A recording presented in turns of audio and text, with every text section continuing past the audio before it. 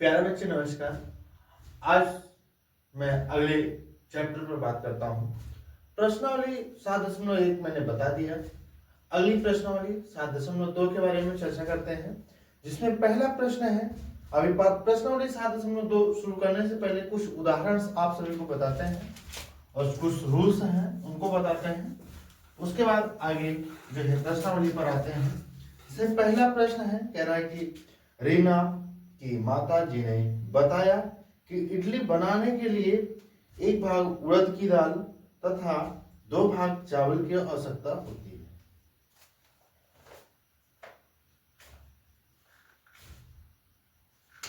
क्या है सवाल यही है।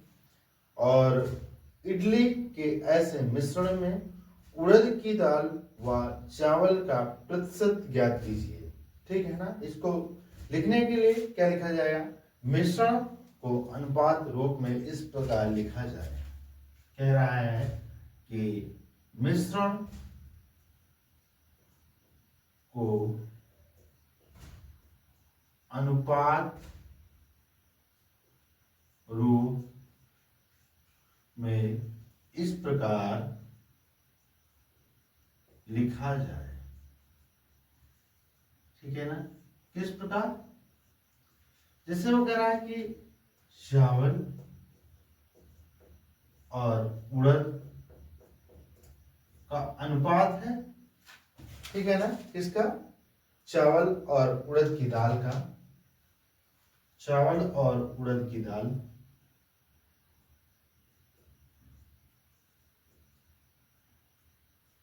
कितना अनुपात है? तो 2 अनुपात उड़द की दाल तथा 2 भाग चावल की आवश्यकता होती है। ठीक है ना। 2 भाग चावल और 1 भाग जो है उड़द की दाल की आवश्यकता होती है। अब कुल भाग है, देख लीजिए कितना। अब कुल भाग कितना हो जाएगा? 2 + 1 = 3। टोटल 3 भाग हो जाएंगे। ठीक है ना। अर्थात मिश्रण में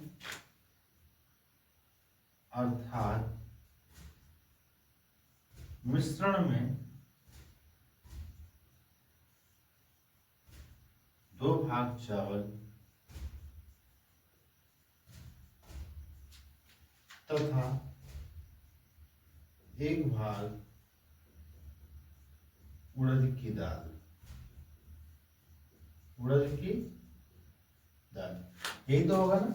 अगर टोटल 3 है अर्थात मिश्रण में 2/3 भाग चावल तथा 1/3 भाग उड़द की दाल है, अतः चावल का प्रतिशत होगा 3 है ना। तो मिश्रण में जो है 2/3 भाग चावल और 1/3 भाग क्या है? दाल है। ठीक है ना। अब इसमें मिश्रण ज्ञात करना है। ठीक है ना। कह रहा है कि चावल का प्रतिशत होगा। चावल का प्रतिशत, अतः चावल का प्रतिशत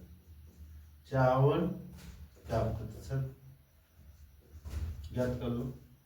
चावल का प्रतिशत ज्ञात करने के लिए चावल का भाग कितना है? 2/3 और गुणे 100। इतना क्या हो जाएगा? प्रतिशत हो जाएगा चावल का भाग। तो 2/3 गुणे 100 प्रतिशत में इसको है तो यह हो जाएगा 200/3। कितना? 200/3 प्रतिशत। या फिर कितना हो जाएगा? अगर भाग करोगे तो 66 सही। बाहर भाग करके देख लो कितना आता है। 3 से भाग देना है 200 को, तो 3 18, 2 बचेगा, 0 हो जाएगा। 3 18, कितना बचेगा? 2 बचेगा। दशमलव 6 बार फिर जाएगा। 3 18 2। ठीक है ना। तो अगर दशमलव लिखते हो तो 66.6 चावल का भाग होगा। ठीक है ना। और इसी को बटा सही में लिख सकते हो। बटा सही में लिखने के लिए क्या हो जाएगा? अगर 66 बार के ले जाओ तो यहाँ पर क्या हो जाएगा? 66 सही। कितना सही सोच रहा है? 2/3%। अगर प्रतिशत में लिखना चाहो तो ऐसे आ जाएगा। और तथा उड़द की दाल की प्रतिशत क्या होगा? देखो यहां तक समझ में आया होगा। अब उड़द की दाल का प्रतिशत देख लो, 1/3 भाग ही है। उड़द की दाल कितना है? उड़द की दाल का प्रतिशत, उड़द की दाल कितना है टोटल? 1/3 भाग उड़द 100, और क्या हो जाएगा? इतना प्रतिशत हो जाएगा, ठीक है ना। तो 100/3% हो जाएगा।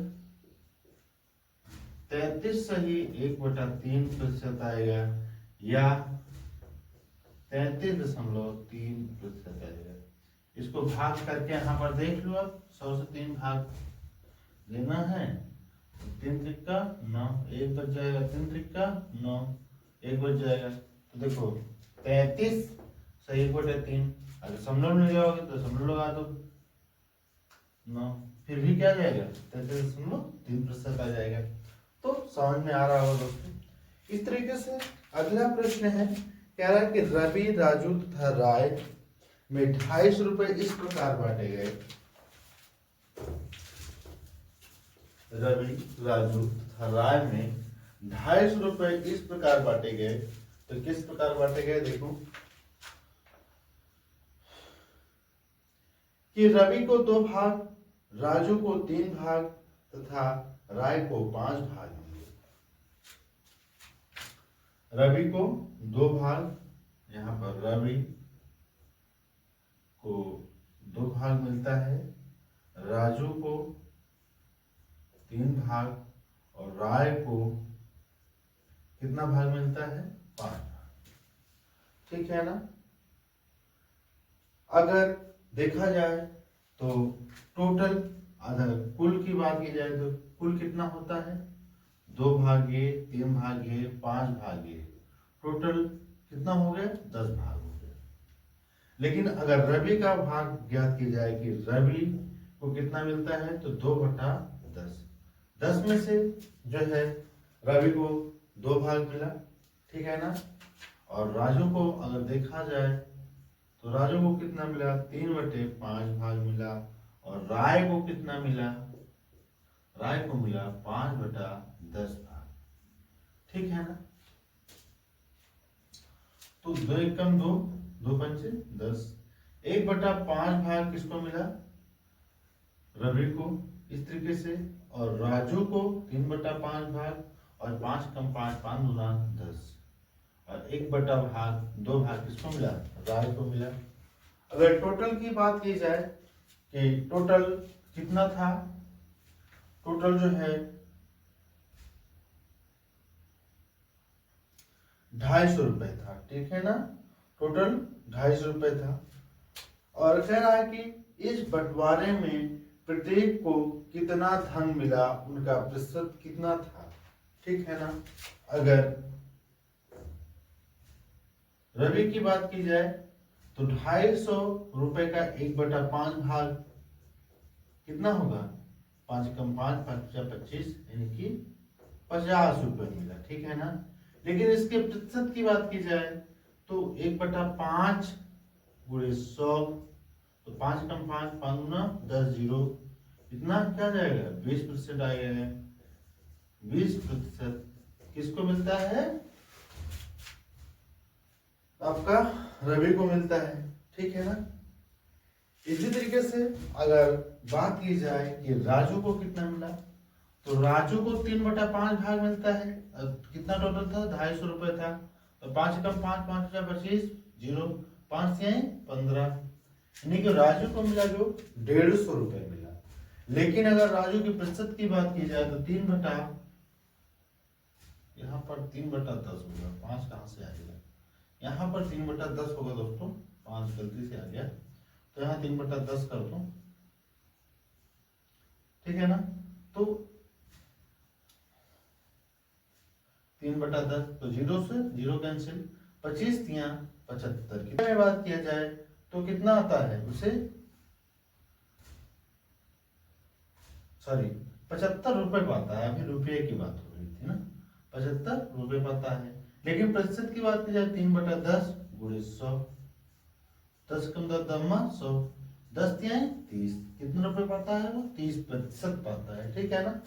इसी तरीके से अगर आपके राय की बात की जाए तो राय जो पाता है, राय की बात की जाए तो 1/2 रुपए पाता है। 1/2 यानी कि 250 का, तो 2 एकम 2, 125 दुनाई 250, यानी कि राय कितना पाता है?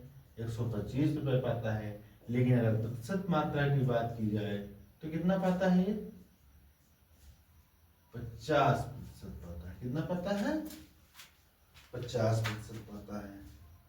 50, 30, 80, 20, 100 हो गया 100%। ठीक है ना। इस तरीके से चीजें हो पाई और समझ में आया होगा। इसको और कायदे की ढंग से जो है लिखा जा सकता है, देखा जा सकता है। आप अपने तरीके से भी लिख सकते हो। ठीक है ना। ये प्रश्न हुआ। अगला प्रश्न देखो।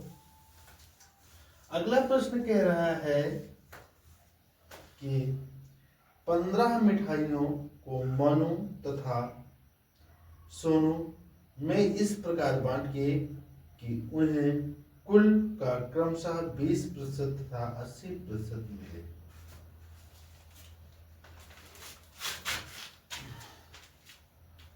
पंद्रह प्रतिशत मिठाइयां हैं और कह रहा है कि 15 मिठाइयां हैं। कितना है? 15 मिठाइयां हैं। ठीक है ना। और कह रहा है कि मनु तथा सोनू में इस प्रकार बांटिए कि उन्हें क्रमशः 20% तथा 80% मिले। मनु को 20% मिले और सोनू को कितना मिले? 80% मिले। ठीक है ना। तो 15 का 20% निकाल लो। तो 15 का 20% यानी कि 15 गुणे 20/100, तो 20 कम 20 पंचे 100, 5 3 15, तो यहाँ पर कितना हो जाएगा? 3 मिठाइयां किसे मिलेंगी? 3 मिठाइयां मिलती हैं। यहाँ लिखो मनु को मिली मिठाई। ठीक। फिर यहाँ पर सोनू को मिली मिठाई। सोनू को मिली मिठाई हो जाएगा कितना? 15 गुणे 80/100, 1 0 से 1 0 कट जाएगा। 5 गुना 10, 5 से 15, 3 कम 2 कम 2 चौको 8, यानी कि 4 तिहाई 12 मिठाई किसको मिल जाएगी? आपको जो है सोनू को। अगला प्रश्न है कि यदि किसी त्रिभुज के तीनों कोणों का अनुपात 2:3:4 है तब उसके प्रत्येक कोण की माप क्या होगी? अगला प्रश्न देखो।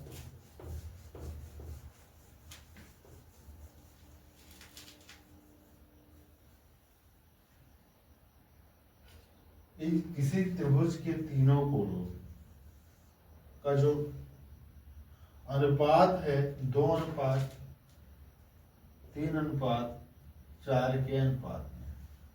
लेकिन आपको पता होना चाहिए कोई भी कोण हो, मान लीजिए त्रिभुज ए बी सी, तो कोण ए प्लस कोण बी प्लस कोण सी इक्वल टू होता है 180 डिग्री। ठीक है ना। तो मान लीजिए कि यहाँ पर अगर कई तरीके से हो सकते हैं। अगर ये 2 के रेशियो में है तो 2x मान लो और 3x मान लो और 4x मान लो और टोटल क्या हो गया? 180 अंश हो गया। अगर देखा जाए तो 2 3 5 4 9, 9x बराबर 180 हो जाएगा। x बराबर 180/9 हो जाएगा। x बराबर क्या आ जाएगा? 9 कम 9 दूनी 18, यानी कि 20 आ जाएगा। तो अगर कोण ए की बात की जाए तो कितना है? 2x और 2 गुणे 20, तो कोण ए की वैल्यू कितना आ जाएगी, 20 गुना 40 डिग्री आ जाएगा। इस तरीके से कोण बी की बात की जाए तो 3x है, 3 इंटू 20 क्या है 60 डिग्री आ जाएगा। इसी तरीके से अगर बात की जाए कोण सी की, तो कोण सी है 4x, तो कोण सी बराबर 4 इंटू 20 और 20 चौक 80 डिग्री आ जाएगा। ठीक है ना। और इसको जो है दूसरे तरीके से भी लगाया जा सकता है। अगला उदाहरण है, कह रहा है कि एक विद्यालय की टीम ने इस वर्ष 6 खेलों में मैच जो है 6 खेलों में जीत प्राप्त की, जबकि पिछले 4 वर्षों में ही की थी। पिछले वर्ष की तुलना में जीत कितने प्रतिशत बढ़ी। तो जीतों की संख्या में वृद्धि जो थी, कह रहा है कि एक विद्यालय की टीम ने इस वर्ष 6 खेलों में जीत प्राप्त की, जबकि पिछले वर्ष 4 में ही प्राप्त की थी। ठीक है ना। अब एक विद्यालय के कुछ बच्चे हैं, कुछ मैच खेलते हैं, ठीक है ना। उसमें जो करंट का ईयर होता है उसमें 6 मैच जीतते हैं। कितने मैच जीतते हैं, जीते हुए मैचों की संख्या में वृद्धि, जीते हुए मैचों की संख्या में वृद्धि, मैचों की संख्या में वृद्धि होती कैसे। पिछले वर्ष वो 4 मैच ही जीते हैं, लेकिन इस वर्ष 6 मैच जीते और पिछले वर्ष 4 मैच ही जीते थे, तो 2 मैच की वृद्धि हो गई। ठीक है ना। और कह रहा है कि पिछले वर्ष की तुलना में जीत कितने प्रतिशत बढ़ी। ठीक है ना। तो जीत कितने बढ़ी, तो यहाँ एक सूत्र बन जाता है। सूत्र क्या बनेगा, प्रतिशत वृद्धि बराबर प्रतिशत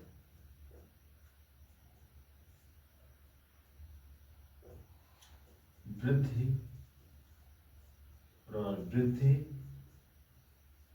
बटे जो है क्या आधार वर्ष में जीत, आधार वर्ष में जीत। ठीक है ना। तो वृद्धि कितने की होती है, 2 की वृद्धि होती है। आधार वर्ष क्या है, जो पिछले वर्ष में जो है जो जीत हुई थी, पिछले वर्ष में जीत की संख्या कितनी थी, वही आधार वर्ष। आधार तो भाई जो शुरुआत होता है वही होता है, तो 4 और बटे 100, तो 4 कम 4, 4 गुना 8 4 पंचे 20, 25 गुना 50। इस तरीके से प्रतिशत वृद्धि जो होती है वह कितनी होती है, 50% की वृद्धि होती है।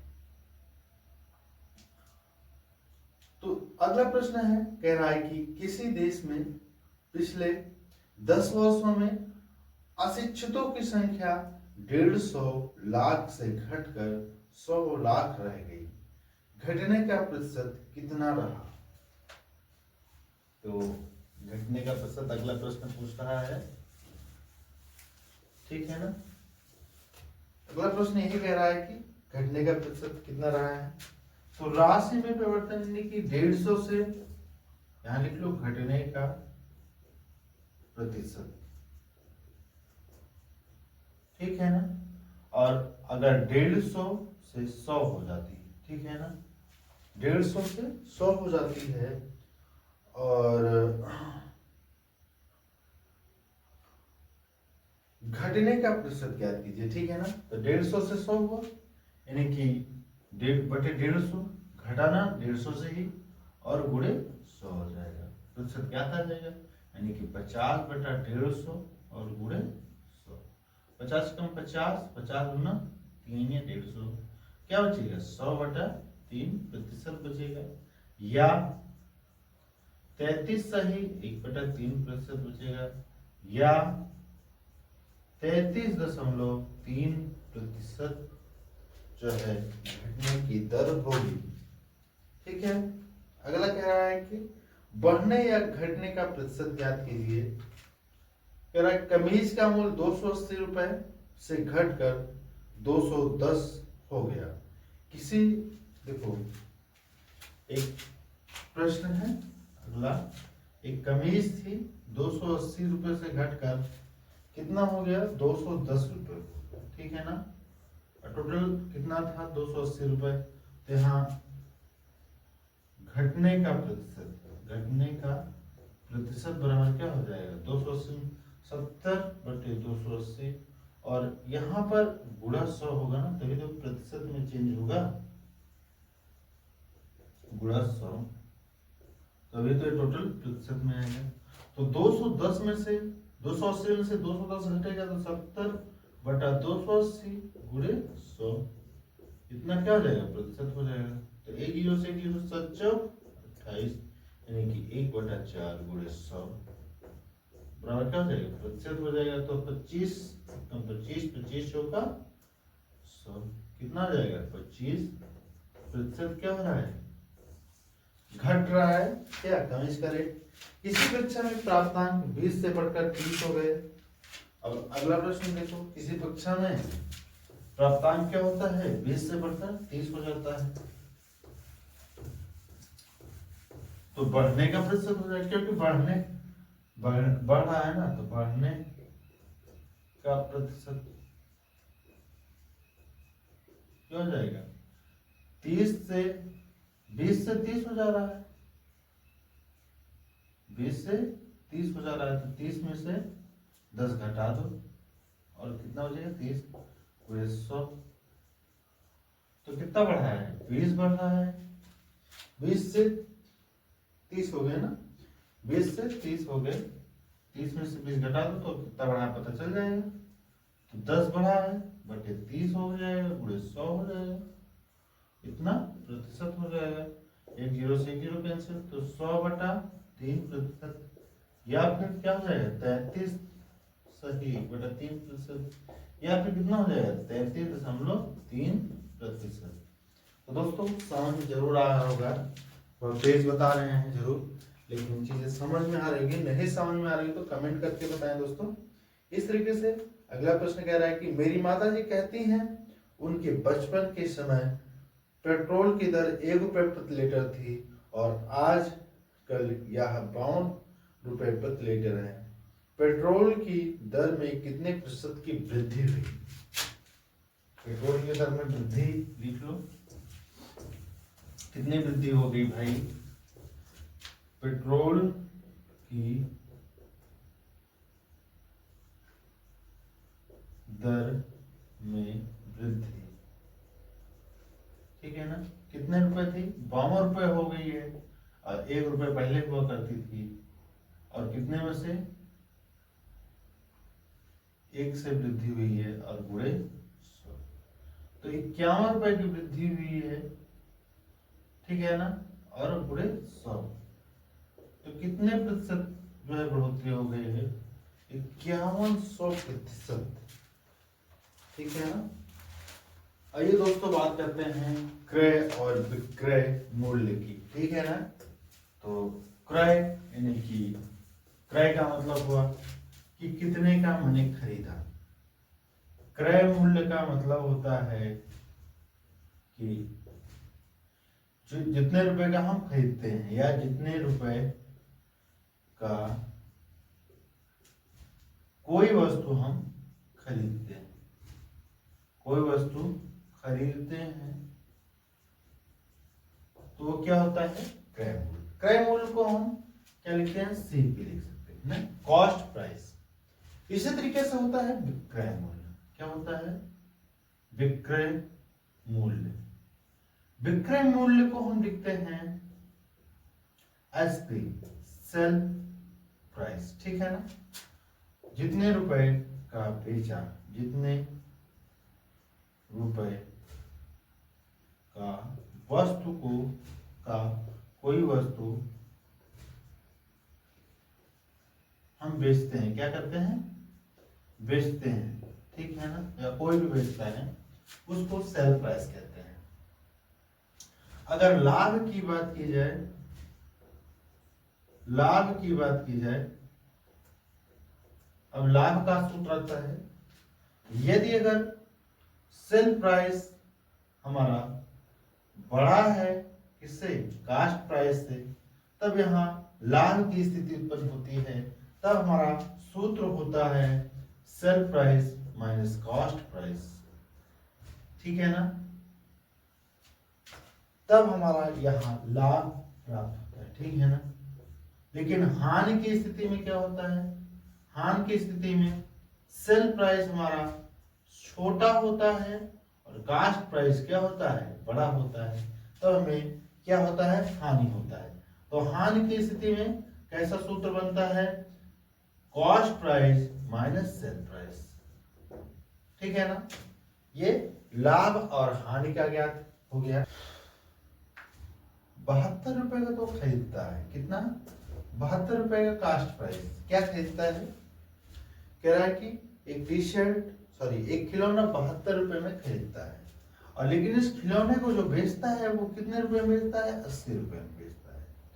तो अगर कम में खरीद रहा है और ज्यादा में बेच रहा है, इसका मतलब लाभ होगा, प्रॉफिट, प्रॉफिट होगा कि नहीं होगा। तो प्रॉफिट, तो सेल प्राइस में से हम क्या करेंगे, कॉस्ट प्राइस घटा देंगे, तो हमारा प्रॉफिट बढ़ जाएगा। यानी कि प्रॉफिट, सेल प्राइस 80 रुपीज है, यानी 80 माइनस कास्ट प्राइस कितना है, 72 रुपए है। तो प्रॉफिट हमारा जो प्राप्त होगा वो 72 में 80 में से 72 घटाएंगे तो 8 ही मिलेगा। बाहर घटा के देख सकते हो, या इतना तो आप सभी जानते ही हो। तो प्रॉफिट अगर परसेंटेज की बात की जाए कि कितना परसेंट का प्रॉफिट हुआ, तो 8 रुपए का लॉस होता है, और कितने में से, 80 रुपए, 72 रुपए में से क्या, कास्ट प्राइस 72 रुपए की है, तो और बुढ़े कितना हो जाएगा, 100 हो जाएगा, ठीक है ना। तो देखो 8 एकम 8, 8 9 72, कितना बच गया, 100/9 हो गया। इतने प्रतिशत का उसे क्या होता है, लॉस होता है, ठीक है ना। या 9 से भाग दे दो, 9 एकम 9, फिर 9 एकम 9, 11.1% का लाभ होगा उसे, ठीक है ना। 72 रुपए में 8 रुपए कमाता है, ठीक है ना। इस तरीके से अगला प्रश्न क्या है, कह रहा है कि एक टी शर्ट 120 रुपए में खरीदी गई और 100 रुपए में बेची गई। एक टी शर्ट है 120 रुपए में खरीदी गई, यानी कि कॉस्ट प्राइस कितना है, 120 रुपए, और सेल प्राइस कितना है, 100 रुपए। तो इसमें देखना है कि लाभ हो रहा है, हानि हो रही है। तो अगर कास्ट प्राइस बड़ा है किससे, सेल प्राइस से, तो इसका मतलब क्या होगा, लॉस होगा। तो लॉस इक्वल टू होता है cost price minus sale price. तो कॉस्ट प्राइस कितना है, 120, सेल प्राइस कितना है, 100, यानी कि लॉस कितना हुआ उसका, 20 रुपए का हुआ। अगर लॉस परसेंटेज की बात की जाए तो 20, लॉस परसेंटेज की बात करें तो 20 रुपए का लॉस हुआ, और कितना उसका कास्ट लगा हुआ था, 120 रुपए का लगा हुआ था, और गुणे 100, तो 20 कम 20 का 120, यानी कि 100/6% का उसे लॉस हुआ। दशमलव में भाग दे दो, 6 कम 6, 4 6 6 36, 6.6% का उसे क्या होता है, हानि होता है, ठीक है ना। तो इस तरीके से ये सवाल रहा। अगला सवाल देखते हैं, अगला क्या कह रहा है।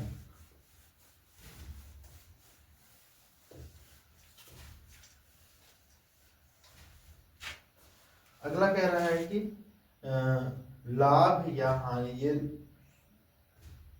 चीजें समझा रहा है कि लाभ या हानि को प्रतिशत रूप में ज्ञात किया जा सकता है। ध्यान दीजिए कि इसे सदैव क्रय मूल्य पर ही परिकलित करते हैं। उपरोक्त उदाहरणों में हम प्रतिशत लाभ या प्रतिशत हानि भी ज्ञात कर सकते हैं। जैसे कि प्रतिशत, जो चीज मैंने बताया भी कि लाभ कैसे ज्ञात किया जा सकता है और हानि कैसे ज्ञात किया जा सकता है, और उनका जो है कैसे लाभ प्रतिशत ज्ञात किया जा सकता है और कैसे हानि प्रतिशत ज्ञात किया जा सकता है। और कभी भी जो हम प्रतिशत निकालेंगे वह क्रय मूल्य पर ही निकालेंगे हमेशा। जैसे मैंने पहले भी एक प्रश्न में बताया था, उसमें 10%, लेकिन उसमें क्या किया था, मैंने विक्रय मूल्य पर निकाल लिया था, जबकि विक्रय मूल्य पर नहीं निकालना है। जब उसको मैंने सॉल्व किया तो मुझे याद आया, उसमें जो है क्रय मूल्य पर ही उसको सॉल्व किया। तो इस तरीके से क्रय मूल्य पर चीजें सॉल्व करना है, क्रय मूल्य पर ही लाभ प्रतिशत या हानि प्रतिशत निर्धारित होती हैं। तो उसी को बता रहा है कि किसी भी वस्तु या किसी भी चीज का जो मूल्य होगा, लाभ प्रतिशत या हानि प्रतिशत की बात की जाएगी तो उसमें जो है हम क्रय मूल्य पर ही उसको कर सकते हैं। ठीक है ना, इस तरीके से ये सवाल हुआ। और अगला प्रश्न देखो, कह रहा है कि एक फूलदान का लागत मूल्य 120 रुपए है। एक फूलदान का लागत मूल्य यानी कि कॉस्ट प्राइस कितना है, 120 रुपए है। और उसके बाद कह रहा है कि यदि दुकानदार इसे 10% हानि पर बेचता है तो उसका क्रय मूल्य, अगर दुकानदार इसको 10% हानि पर बेचता है, ठीक है ना, तो उसका कह रहा है कि तो उसका विक्रय मूल्य क्या कीजिए। ठीक है ना, अब कास्ट प्राइस 120 रुपए है, लेकिन वो बेचता कितने में है, 10% लॉस पे बेचता है। ठीक है ना, तो 120 का 10% निकाल लो पहले, कितना होता है 120 का 10%, अगर देखें तो कितना हो गया, 12 रुपए हो गया। सीधा सीधा 12 रुपए हुआ कि नहीं हुआ। और कह रहा है कि उसका विक्रय मूल्य ज्ञात कीजिए, विक्रय मूल्य ज्ञात कीजिए। और विक्रय मूल्य 120 रुपए सेल प्राइस था,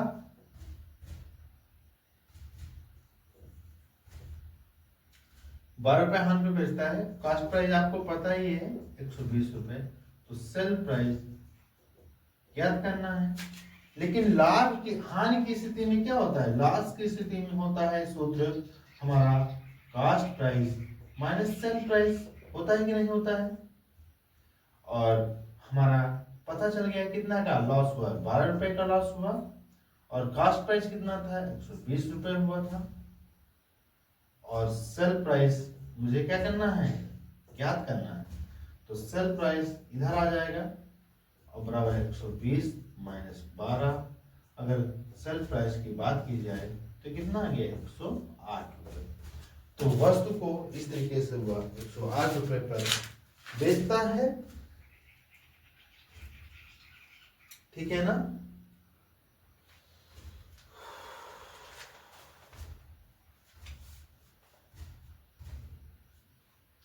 अगला प्रश्न देखो, एक तरीका से इसमें और अलग तरीके से समझाया है।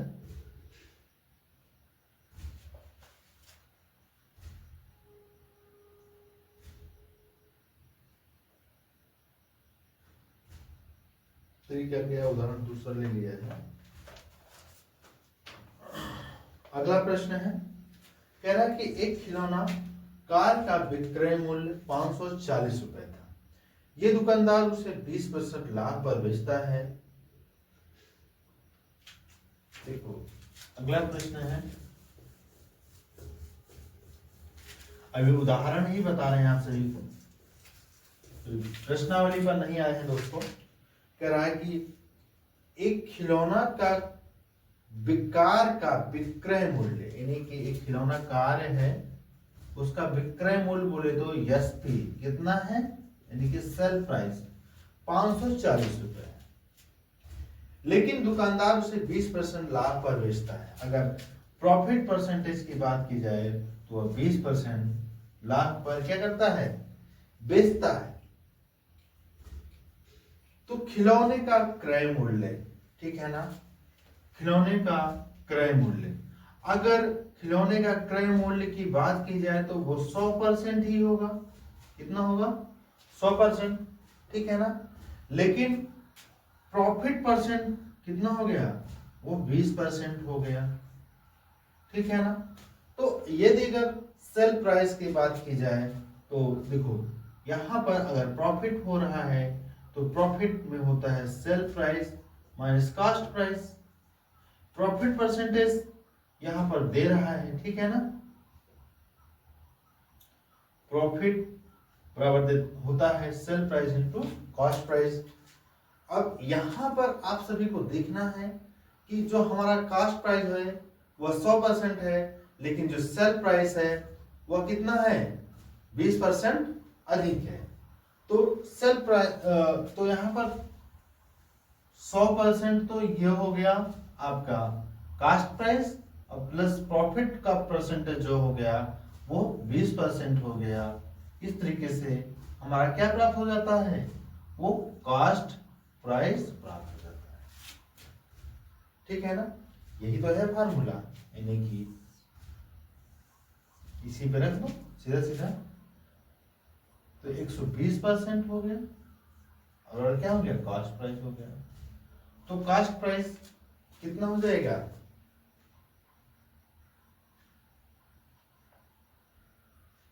सॉरी यहाँ पर सेल प्राइस, यहाँ पर सेल प्राइस है ना, तो सेल प्राइस है, तो सेल प्राइस 120% है और 120% कितने के बराबर है, 540 के बराबर। तो 1% की बात की जाए तो 540 बटा 120 हो जाएगा और 100% की बात की जाए तो 540 बटा 120 पूरे 100 हो जाएगा। 0 से 20 पंचे 20 का 120, 20 पंचे 100 हो जाएगा, यानी कि 540 गुणे 5 बटे 6, 6 कम 6 6 9 1 90, यानी कि 90 गुणे 5, 9 बचे 45, यानी कि जो हमारा कास्ट प्राइस आ गया, सेल प्राइस आ गया,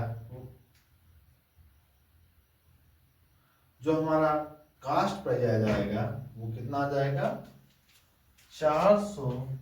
भाई 100% क्या होता है, 100% हमारा कास्ट प्राइस ही तो होता है और 100% हमारा आ गया, तो ये क्या आ गया, कास्ट प्राइस।